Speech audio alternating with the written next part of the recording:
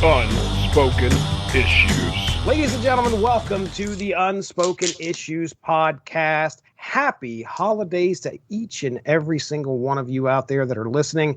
We are so glad that you are here to join us in a celebration of 90s comics during this holiday season. And a few days ago, as of this recording, a little bit more than that, but I was looking for some things that we as a group could cover on this show that were holiday themed that fit right in there with everything that's going on. And believe it or not, there's not a shortage of holiday specials, holiday themed books from the 90s. And this one that I landed on, I knew that I had to have these two guys in here to talk about. And that is the Sleepwalker Holiday Special from 1993. Cover dated 93, released November 24th, 1992. So right around the holiday season, right at the end. Yeah, I don't want people to mistake that this isn't the holiday season of 93. This is the holiday season of 1992. And that voice you just heard, it's Evan Bevins. Evan, you ready to talk some Sleepwalker tonight? Even before you invite me to, I'm ready to butt in on your introduction. I do it to Mark all the time. It's perfectly fine. Chris Armstrong, he's sitting right over there. He's ready to talk some Sleepwalker, right? Oh, yeah. Wide awake and ready to roll. All right. Very good. So, yeah, 1992, this is on the shelves. So I'll throw it to you first, Evan. Is this something that you're picking up? I was still buying Sleepwalker at that point, but I discovered this much later, digging through back issue bins. Oh, okay. All right. Did not know that this existed. Chris, how about you?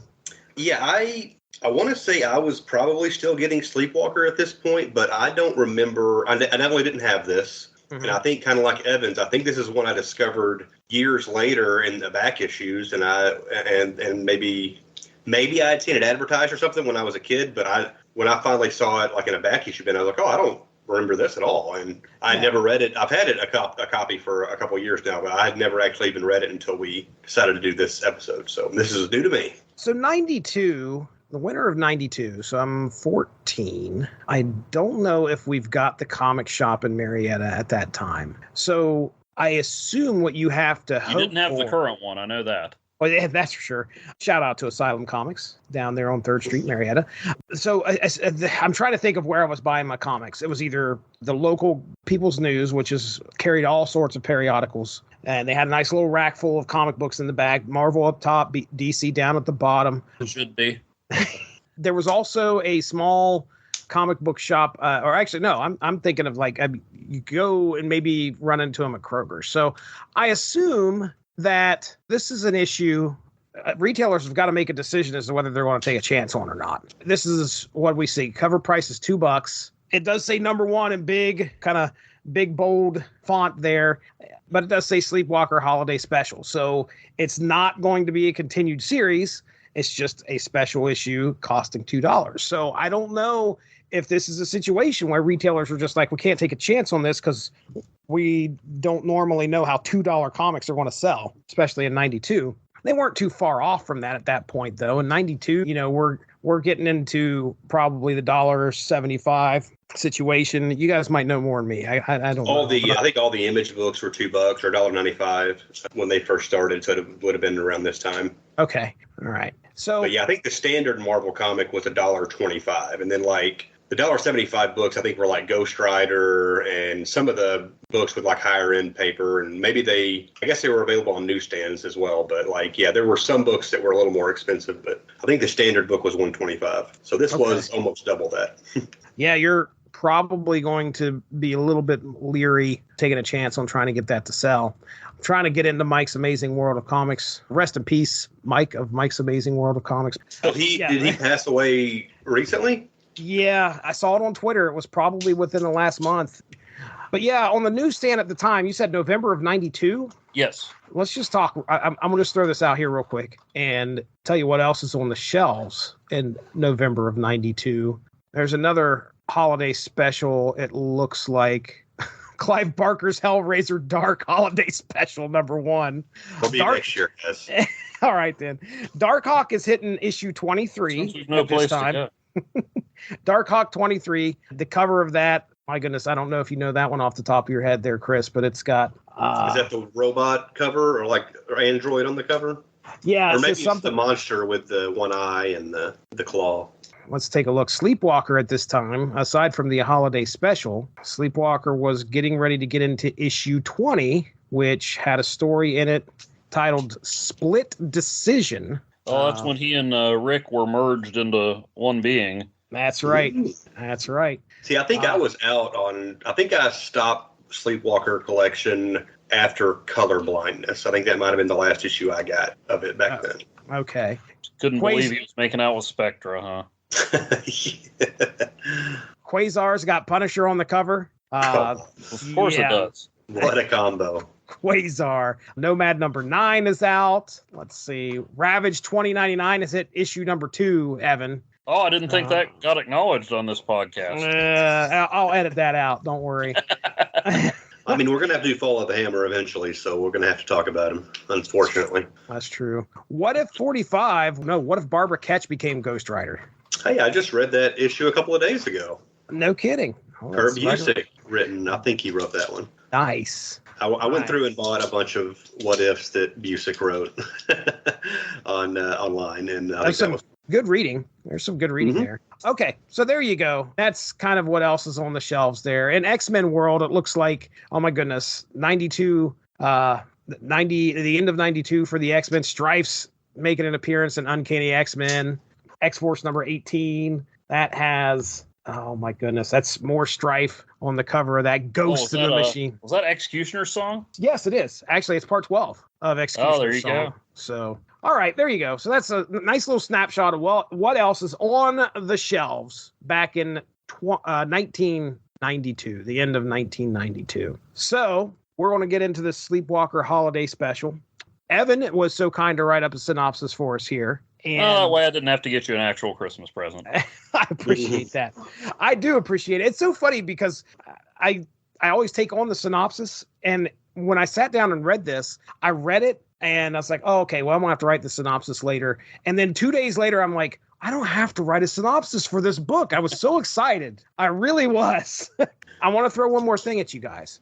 So I want to get your guys' opinion on the holiday specials. Number one, did you guys pick up any of these things, and what do you expect from them? I'll start with you, Chris. What did you ever go out, grab any holiday specials for Marvel at all? Yeah, I want to say in the very early 90s, it seemed like they had like a quarterly thing going in like 90 or 91, where they had like a summer special and a winter special. I had a couple of those. That's where we met Squirrel Girl. That's right. I did not have, I don't think I had the one with Squirrel Girl's first appearance, but when I was first getting into comics, that was a lot of bang for your buck. Those were pretty big issues. As I got further along, I wanted to read more stuff that was continuing every month or whatever. So I had a couple of those, maybe 3 of them. As far as like actual holiday specials, I'm having trouble thinking of any that I actually bought in those days. I've gotten a handful of them in more recent years. If there's like a DC, a lot of times puts out a Halloween special or a Christmas special, and if there's a writer or artist that I like doing a book in one of the, or doing a story in one of those, I will sometimes pick them up, but not frequently. When somebody tells you, "Hey, this is a holiday special," what are you expecting? Probably like an anthology thing where there's like probably 8 to 10 different short stories, and maybe one of them is going to be good. Okay. Yeah. All right. That's fair. Yeah. Evan Bevins, same thing to you, man. What are your thoughts? Were you picking these things up, and what did you usually expect from these? Not usually. It just depended on opportunity. I got the Squirrel Girl one because my stepdad brought it to me because it was at the hospital gift shop when I had about a food poisoning. Mm-hmm. So, but yeah, it could be fun. And now I did grab a few of those Marvel Holiday specials at a con years later because they had Art Adams covers on them. Yeah. He actually did a lot of the covers for those quarterly ones too. So yeah, Art Adams is a good way to get me to pick something up. But no, I never went out of my way. I kind of expected what Chris did. A lot of stories, generally kind of filler level, but you could happen upon something good every once in a while, like say the introduction of Squirrel Girl. Let's see, that's 3 times. Yeah. 5 minutes. So she's not Beetlejuice, Evan. She's not going to pop up if you say her name. Daggone it. But you know what? She answered one of my tweets once. So hey, Joke's on you. But yeah, it could be fun. But yeah, I was probably looking for more of a continuing story with my disposable comic income at that point. I hear you. I feel kind of the same way. I'm expecting anthology, so I know I'm going to get a lot of stories in here. Holiday special, it's going to be clearly stories geared to whatever holiday it is that they're celebrating. If it's normal, that's what I'm expecting, I should say. Is that what we get? I don't know. But holidays, like I haven't had a chance to read the Punisher holiday special. I need to, just because I want to see what pearls of holiday wisdom can I pull out of that. But yeah, I expected to do something with the season, and right. If you get them a gun, get them ammo too. Are the stories going to matter? No, that's what I always landed on, and that's why I never picked them up. Yeah, because there was one holiday special in the 90s that is really good. A couple of years ago, I guess 2 Christmases ago, I was exposed to COVID. I didn't end up having it, but because I had been exposed to a coworker who had it, I kind of quarantined myself for a couple of days, and it was right around Christmas. And so I ended up reading a bunch of Christmas-themed comics, and one of which was the Batman Adventures holiday special. So it had 3 or 4 holiday stories in the Batman animated style and everything. And then I'm not sure if the comic came first or the episode, but there was an episode of the animated series that adapted some of those stories into the show. I think the comic came first, but okay. But that's an example of one of the good ones. Okay, all right, yeah. And just like Evan said, sometimes there might be a diamond in the rough. There, you might be able to get something that really is pretty impactful in some of these quarterly specials or these holiday specials, such as, Evan, what was it again? The first appearance of Monkey Joe. Oh, Monkey Joe. He swerved, but that's the truth. He's not lying. Monkey Joe. All right. All right, Evan. I'm not a puppet to dance when you tell me to. All right. Well, let's get into this book here. This is the Sleepwalker Holiday Special, $2 US. You got the creative team. By the way, I do. Quesada cover, folks. Yep. Okay. Joe Quesada is still probably top 10 for me when it comes to artists. I'm a huge fan. I really do enjoy his work. But we got a Joe Quesada cover. Is Paul Miotti in here at all? No. Okay. I don't know who. Kevin Nolan's the anchor on the cover. Okay. All right. And let me just say, it's a good cover. But if the words "holiday special" weren't under Sleepwalker's name on the title, not sure you would know that this was a holiday special. Although, to be fair, That does look like a Middle Eastern locale behind Sleepwalker, and Christmas did start in that region. So true. That's true. All right, so Evan, you have the floor, I am man. Being too picky. Maybe Sleepwalker wants to see the original nativity site. Never know. You have the floor, sir. Go for it. Sleepwalker Holiday Special #1. The first story is Tricks of the Trade, written by Tom Brevoort, who I think most of us know more as an editor than a writer, and Mike Kantarovich. Penciler is Bruce Zick, inks by Armando Gill, letters by Chris Eliopoulos, who is still lettering stuff to this day, I believe. Yep, he is. Colors by Marie Javins, who I believe did some work on another Marvel classic of the late 80s, early 90s, NFL Super Pro. Oh, look out. Yeah, nice. Edited by Don Daly, editor-in-chief Tom DeFalco.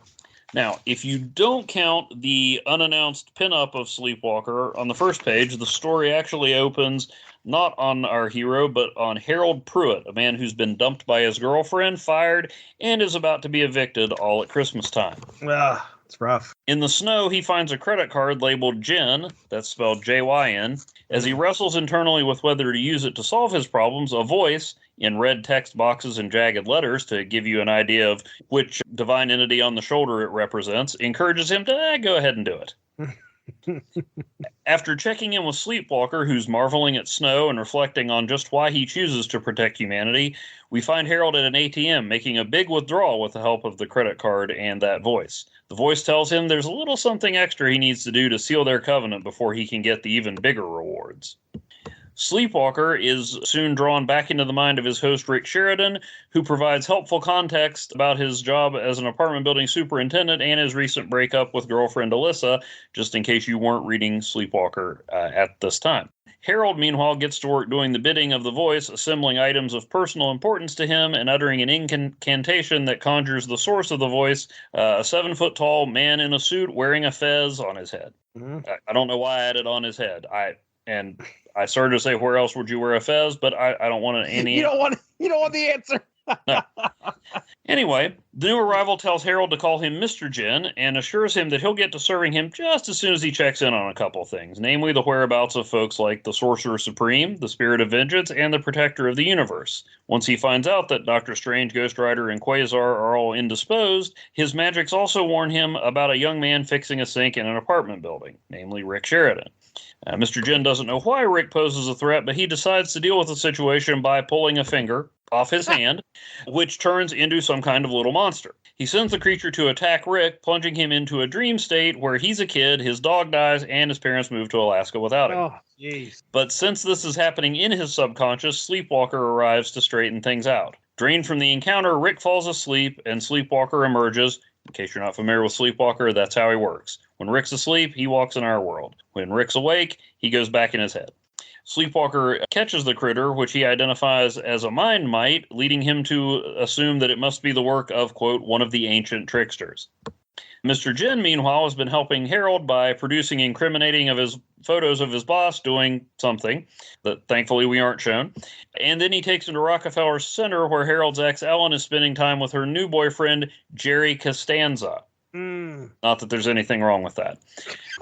When Harold says he wants Mr. Gin to break them up, Gin obliges by attacking them with the skating rink's ice. At that point, Sleepwalker intervenes, calling Mr. Gin by the name Genie. Gin is shocked to see a Sleepwalker on this plane of existence, since they're usually denizens of the mindscape. They fight, but when Sleepwalker is unable to overpower his foe, he instead turns to Harold, asking if this is what he really wants. Harold decides, nah, this is a bit much, which in effect renounces Jin's gifts and transforms him into a devilish-looking creature. Sleepwalker expected him to then get transported back from whence he came, but uses his warp vision, which was a power I forgot he had, to discover that there are native energies binding him to this plane. I love comic book science. So he solves that problem by using his warp beam to stab/electrocute him with a Christmas tree, in case you were forgetting that this is a holiday special. That does the trick. Jin vanishes into another plane, vowing revenge. Harold tosses the credit card, but a homeless man picks it up, and a familiar voice encourages him to use it.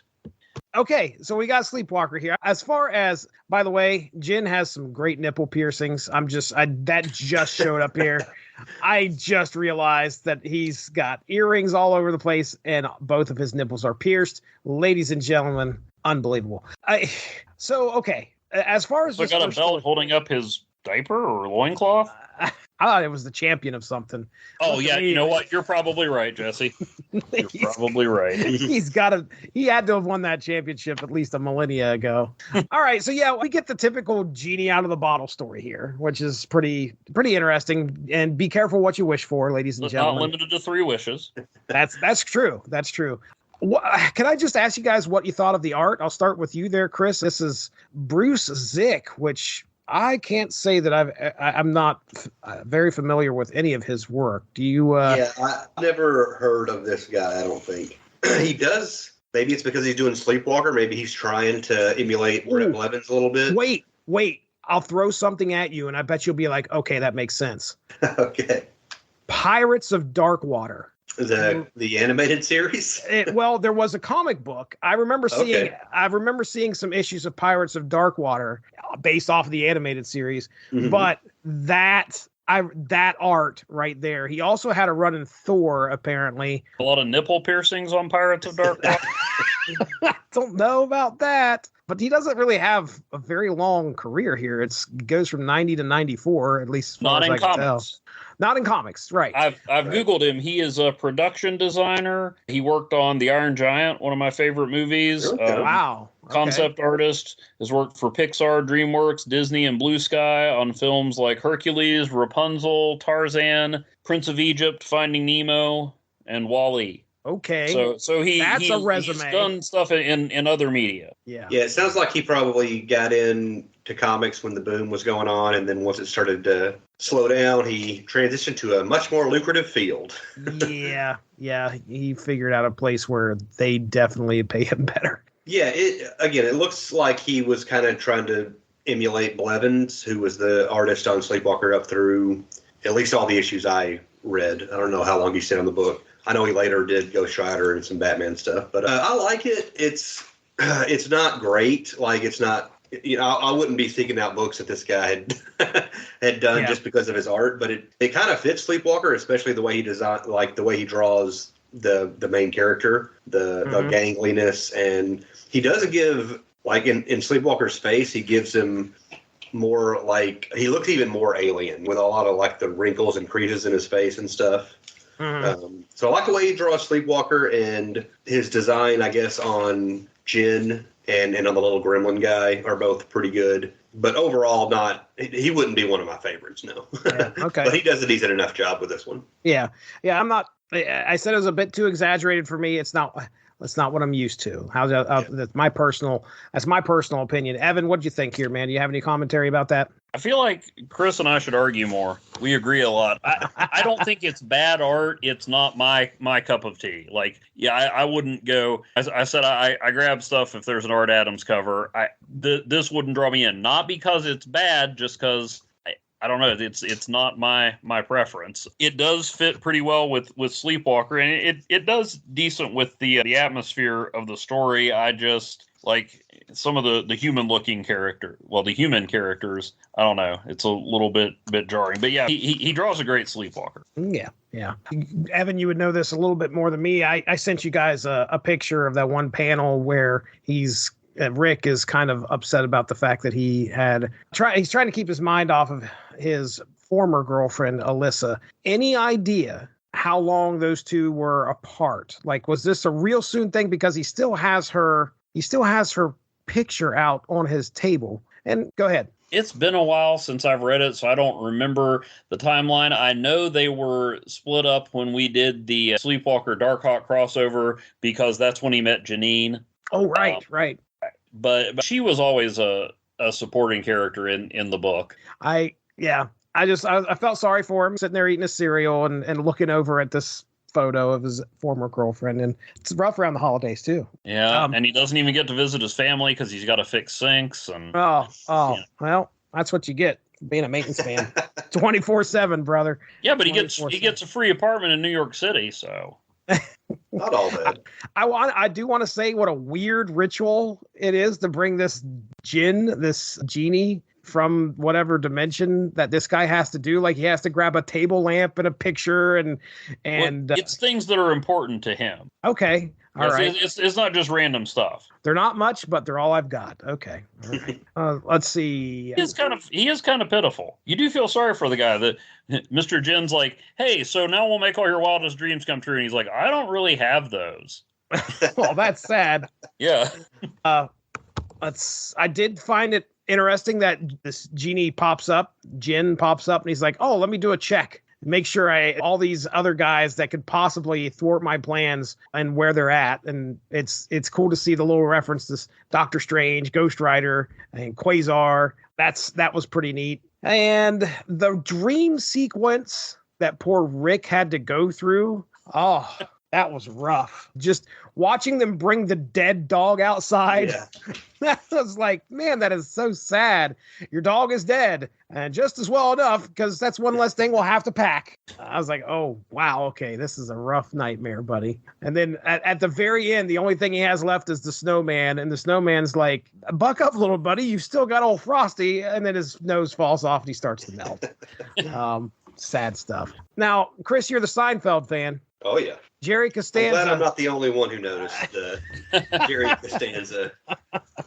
Yeah, I for Kramer to show up at some point. Yeah, I'm surprised his girlfriend wasn't named Elaine Kramer. Yeah. What is her name again? Her name is actually Elaine. It was Ellen. Ellen. Yeah. So close. That's close. In my headcanon, her last name is Kramer. I'll take it. Making it official. The Christmas tree attack. Like using the Christmas tree to attack Jin, it's a little bit different. And I think it may possibly be the only the only thing that's related to the holidays in this, other than the fact that you've got some broke down despair for the guy that gets the credit card in the first place. What was his name again? Harold Pruitt. Oh, poor Harold. But that's the only thing that really kind of made me go, oh, it's the holidays. That's it. There wasn't anything else. Go ahead. Yeah, just the snowman in the dream, and then them being in the ice skating rink with the big tree in New York and stuff. But yeah, that's it. More holiday stuff in this one than there is in the second story, though. Well, the second story is just very clearly, hey, we've got an extra Sleepwalker story. Yeah. Like they were probably going to do an annual, and then that got canceled, so they just do it in here, maybe. Yeah.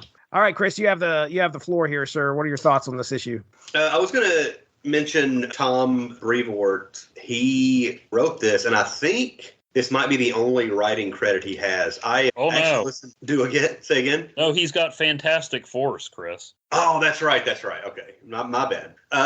But I actually listened to him. A buddy of mine, a couple of my friends who have a comic shop here in town, they had a podcast for a while. I don't think they're doing it anymore. But a year or two ago, they actually had an interview with him, and they asked him at one point about why he only has ever been an editor and hasn't done much writing.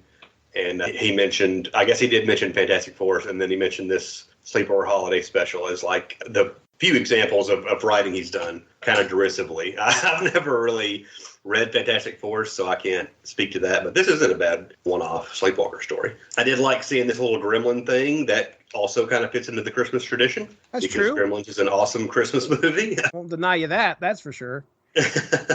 You mentioned the nipple rings, and I gotta say, this wasn't a Marvel comic. If this was an indie book or something, like those would have been too easy a target for Sleepwalker to take. That's true. You grab a hold and pull, sir.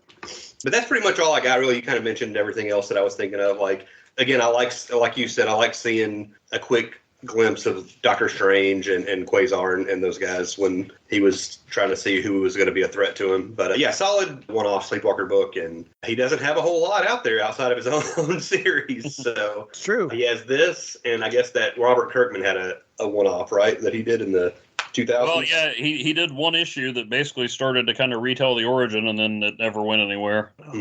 So every once in a while, he pops up in somebody else's book. Possibly just to keep the copyright alive. I believe he was in the Marvel team-up book that Kirkman did with the Legion of Losers, right? Yes. Was he one of those? That's a fun story. Yeah. Yeah, Dark that's pretty much all I got. Okay. Well, Evan, what are you thinking here, man? This first story. Yeah, I thought it was a good, just, hey, this is Sleepwalker. It almost feels, except for the references to Christmas, it feels like a pretty timeless or evergreen, pun not intended, for story. So, yeah, they do a good job of, if you're not familiar with Sleepwalker in this story and the backup story, they do a good job of letting you know the status quo and how the character works, what makes him interesting, without you having to have any other knowledge. I don't know if it's going to make somebody go pick up Sleepwalker, especially, and like I said, I don't want to rag on Dick's art because it's ages better than I could do, but I don't know. It's not the kind of thing that I'm going to go, I want to see more of this. Mm-hmm. I like it because I already like Sleepwalker, but I thought it was a pretty good story. Yeah, let's just say, if I want to criticize this book... Let it out, Jesse. Let it out. If I'm going to criticize this book for anything, it's like, okay, I expected some type of, like, holiday message. You can tell a story here with Sleepwalker and also wrap it into some type of Christmas lore, possibly. No, this is a Shane Black-style Christmas story. Okay. Christmas Jesse, setting on. Stab the villain with a Christmas tree. What more do you want? Wow. Well, that's all I could criticize it for. That's all I'm going to criticize it for. Yeah, I mean, as far as reading it, I had a good time too. It did feel like, okay, this is like I said, genie out of the bottle. Careful what you wish for. All goodness, this villain who I can already tell you, unless Evan Bevins knows for sure, but I could lay money down here that Jin's not coming back at any point soon. So it's Googling now. One-off villain. That's not going to be a thorn in Sleepwalker's side. He's gone, and it's just like, okay, here's the big bad. You figured out a way to kill him. Good job. Here we go, Sleepwalker. All right. Okay. Jesse, so next, Jen doesn't even have a page on the Marvel fandom wiki. Did you put the AI after it? Oh, you know what? I didn't, but given the other results that came up, I would think that it would have picked him up. Yeah, there's no. You just wait, no, he does show up in the Sleepwalker Holiday Special. That did show up. Okay, all right, number when one. I searched for him, so let's see. Mr. Jen. No, there's not even a link. Yeah. He does get top billing among antagonists, just above Thaddeus Atwater, Harold's boss. All right, seems appropriate. Wait, okay. Yeah, it just links to the Jinn, DJINN. Oh, okay. Page. So maybe he gets mentioned in that, but no, him by himself. That's it. No. All right, I would say you'll have to wait until the Sleepwalker Disney Plus series, but they're kind of pumping the brakes on some of those, so we might not get that after all. Daggone it! All right, well, what's next? Run out of stuff eventually. Yeah, right. They're gonna have to resort to Sleepwalker and Darkhawk and maybe even Super Pro eventually. That's right. Get back in good with the NFL. There you go, or at least Kickers Inc. Oh. I got that's one of the things I picked up at the con. I picked up issues 1 through 10 and number 12 of Kickers Inc. for, I think there were 3 comics for $1. And they were just, I was like, well, there's almost a whole run here. Look at me go. Ron Friends Classics. That's right. Oh man, Jesse, I was wrong. I don't have Kickers Inc. number 11.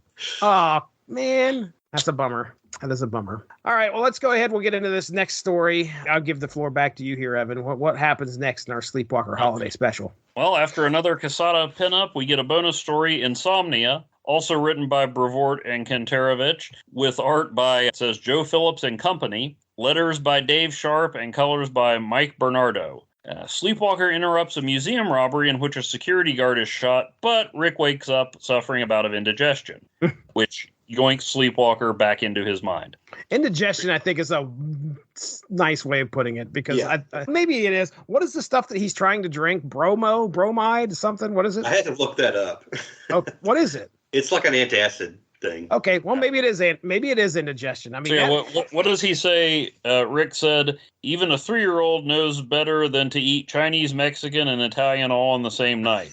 I don't even think it matters the food. I think if you have 3 different dinners all at once, you're going to regret it. Oh, man. Maybe he just hit one of those like really wide-ranging buffets. In which case, hey, been there, done that, buddy. This must have been really bad for him. My goodness. All right, sorry, I interrupted you. Go ahead. No, you're good. So Rick goes back to sleep, allowing his alien mind mate to resume his pursuit of the thieves and get the wounded guard to a hospital. Sleepwalker uses his warp beam to immobilize some of the thieves, but Rick wakes up again, causing Sleepy to fade and vow revenge. Yeah. Once he's snoozing again, Sleepwalker angrily rushes to finish the job. But before he can, Rick stirs again, causing the alien to begin to fade. This time, before he vanishes, he seizes on the criminal's belief that he's a ghost and vows to haunt them until justice is served. As we learn from a TV news report playing while Rick gets dressed the next morning, the crooks believed Sleepwalker to be the ghost of the guard they shot, unaware that he got the man to a hospital where he's expected to make a full recovery. Yes, indeed. All right. Well, there it is. How many pages was that? Like maybe 8? I think it was 12. 12? Okay. All right. Well, I'm not going to start with notes here. I'll let you go first there, Chris Armstrong. Yeah, I don't really have a whole lot there. I do like that Rick's diarrhea is Sleepwalker's worst enemy in this story. It did seem weird when he was like out for revenge, like as Evan put it, because they kept getting away. Like, it's not their fault Rick can't stay asleep. Right. Good use of his warp beam, warping the dock and everything, and the boat, I guess, at the very end.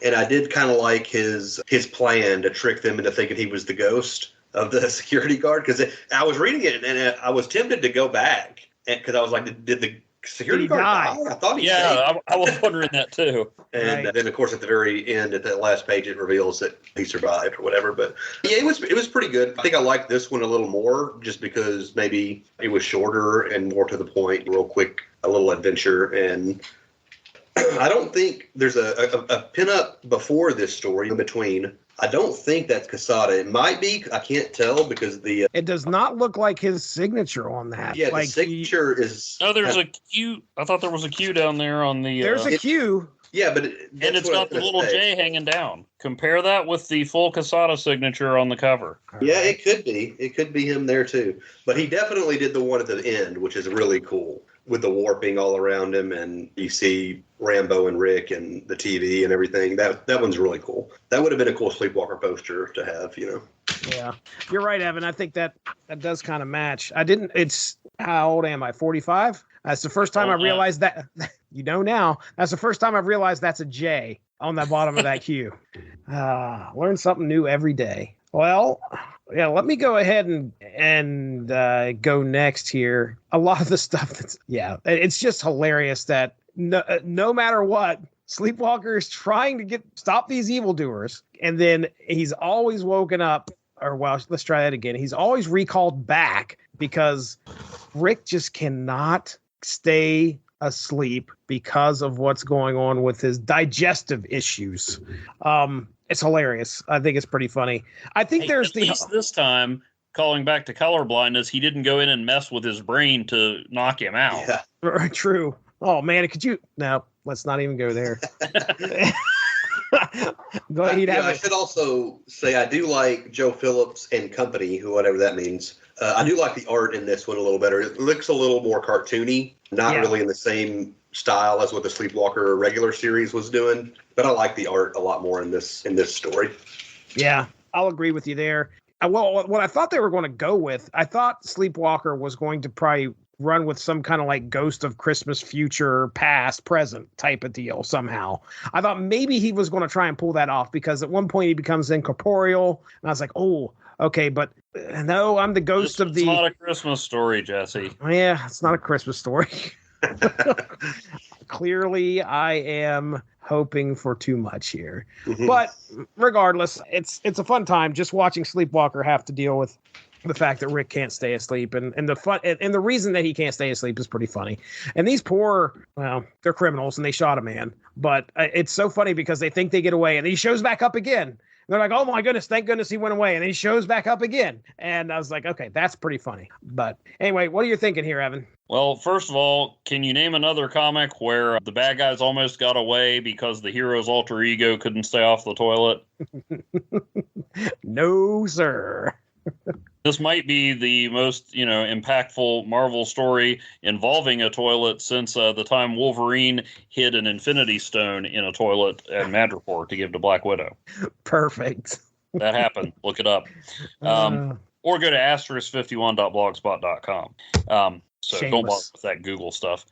Anyway, I think this is a great... Maybe the term is inventory story for Sleepwalker. This shows you Sleepwalker, except for the whole I will have vengeance. That was a little weird. Or maybe I just need to go back and read the old stories again. But it shows you the basics of how Sleepwalker and Rick's relationship works and the unique challenges Sleepwalker has when fighting crime. I think they've only done one version of Sleepwalker for HeroClix, but or at least the only one that I have, you roll a die like every so often, and if you hit a 1, Rick wakes up and you have to put the piece back in the starting area. Oh, bummer. So, which is one of the more comic accurate effects they have. So that's pretty cool. And this just it takes one aspect of Sleepwalker and builds a story around it, and it's a pretty fun one. All right. Let's pick some panels, folks. Let's start. We'll divide these up. 2 stories. We got 2 separate arts. 2 separate artists here. So let's take a look at our first one. And Chris, what are you going to roll with here as far as a panel goes in this first story? I actually only picked one from the first one, so I'll do that one, and then you guys get back to me on the second one. But, okay. All right. I just went with the splash page on page 3, which is just Sleepwalker perched up on the building with the gargoyles. I liked that one quite a bit. I thought that was a pretty striking image. Got the shading around the eyes of Sleepwalker, and you see just the red eyes glowing through. I kind of liked that one. It threw me off for a second. I had to look at that and make sure that his fingers were not his toes. because I don't know why I thought that for a second. I was like, because no, that's you his thought he arm. had some festive Christmas socks on, and once again, there was just not enough Christmas for you. That's true. But yeah, I'm that's a good imagining thing. you with like a report card that you judge comics by, and like first one is it about Christmas? Yes, no. No. I realize this is only for the holiday special, but it's funnier my way. I'll go next then. I will take the panel where Sleepwalker is flying off of the building, where he looks all dangly and his like abdomen is all sunk in. Again, you guys talked about how the art style definitely fits Sleepwalker. I think it makes him look pretty scary, definitely alien-like. So I'm going to roll with that one because that's probably what I believe is the best representation of the lanky green-skinned Sleepwalker. So Evan, you got a pick there? Yeah, I'm going to go on top right of page 6 with Sleepwalker getting back to Rick's apartment and petting Rambo. Looking at it again, Rambo's skeleton seems a little pronounced, so maybe Rick should be feeding him better, but really I just like the juxtaposition of Sleepwalker looking terrifying and creepy and Rambo being like, hey dude, what's up? So the natural, I did the notice supernatural. you can really see the spine on Rambo there. Poor dog. Come on. All right. Well, let's take a look at our next story here. Couldn't you have at least put some reindeer antlers on the dog? Come on. Oh, that'd been perfect. It's supposed to be a Christmas story, guys. Come on, holiday special. What are you talking about? Nothing special about this. Okay. All right. Next up. So with the next story, as I'm scaling through here, I will go first, and I am going to go with Sleepwalker's mind. What is it? No, warp beam. Warp beam? Yep. Yeah. I always try and figure out what that thing can do. And one of the cooler parts in this story where he uses it is when they're in the van trying to get away, and he like blows the back of the van open with his warp beam. That's cool. So I'm going to take that panel where the van and the back of it is just like peeling apart. So there's that one. Evan, you got one? Third to last page, where Sleepwalker is getting ready to be yanked back into Rick's mind, and he's got one eye bulging and one eye squinting, and he's really frustrated and trying to figure out what he can do. I love the expression on his face. I also imagine that Rick had that same look on his face earlier in the evening, if you get my drift. Well, you took mine, Evans. Oh, man. I thought I was doing you a favor by not swiping the big splash page. No, that's what I'll go with. The 2-page splash where he's unleashing the warp beam on the water and the boat and everything. That's pretty epic. Yeah, bro has a 9 Inch Nails shirt on, by the way. It looks like. Yeah. Oh, nice. All right. You're in the 90s. He's not the guy that hurt himself today, though. Oh, see. Because it's the only 9 Inch Nails song I know. Sorry. It's a great cover they did of that Johnny Cash song. All right, there we go, ladies and gentlemen. That is our discussion on the Sleepwalker Holiday Special #1 from the winter of 1992. It's a fun book. We talked about it. There were some we pulled some references to the holidays in there. Regardless, we talked about Sleepwalker. That's what we did, and we Always don't do a good that time talking about Whenever you sleep. talk about Sleepwalker, it feels like Christmas. There it is. That might, yeah. There you go. All right, let's go ahead. We'll get into plugs. Chris Armstrong, you're up first here, man. What do you got going on over there in podcast land? Yeah, I do another podcast with my buddy AJ where we talk about direct-to-video and made-for-TV movies primarily, and that's called Small Screeners. You can find it on pretty much any podcatcher. By the time this comes out, I'm assuming this will be out before the end of the year, so anytime now we should have a new episode on Small Screeners up of something comics people might be a little bit interested in. We're going to be talking about the 1989 Punisher starring Oh, nice. So, yeah, that should be out close to the end of the year, so you got to check that out. You can also follow me on Twitter and Instagram and Threads and Blue Sky, all that stuff. It's at BrodyMan34. I'm pretty much on all those social medias at that handle. Okay, very good. All right, Evan Bevins, let's hear it. Let's talk about Asterisk. I'll say it right. Asterisk 51. asterisk51.blogspot.com. You can read about some other adventures of Sleepwalker, primarily his time with the Secret Defenders, hunting the made-for-TV serial killer Roadkill. Ooh. Such an absurd story. And Jesse, that's where he teams up with the Punisher. Look out. Look out. There you go. I'll be sure to send you a link. And I also am working my way through NFL Super Pro. Sadly, has not featured any guest appearances by Sleepwalker and Darkhawk. Just Spider-Man and Captain America, those guys. And Lawrence Taylor. Oh, LT. All right, good old LT. So, and then, and I occasionally delve into movies, especially movies you can find at Dollar Tree. That's right. They are many and varied, sometimes related to comic books, sometimes not remotely, sometimes, fortunately, starring Amy Adams. So, a little something for everybody. And then you can also listen on this channel. Jesse and I talk about Marvel Snap, the Marvel mobile game.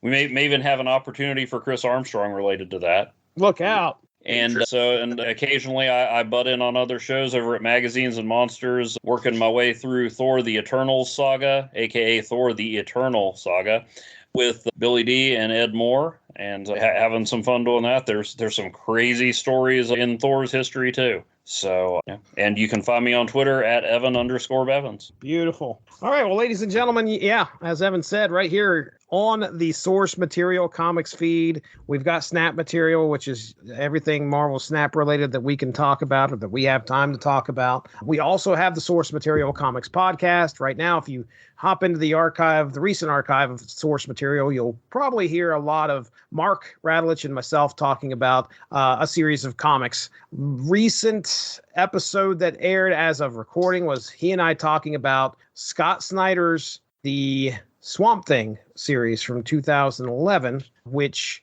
was probably one of the shortest conversations Mark Radulich and I had on an 11-issue series of all things. We went 11 issues on that thing, and Mark was just not impressed and didn't have much to say. Of course, it was the third podcast of the night, aired out of sequence here, but he was not too happy. Didn't have a whole lot to talk about, but either way, it was about a 20-minute podcast. You could hear we did have some opinions, so it's not like you're going to just get no content, but check that out. And then, of course, it's hard to get excited about Swamp Thing content when Heather Locklear is not involved.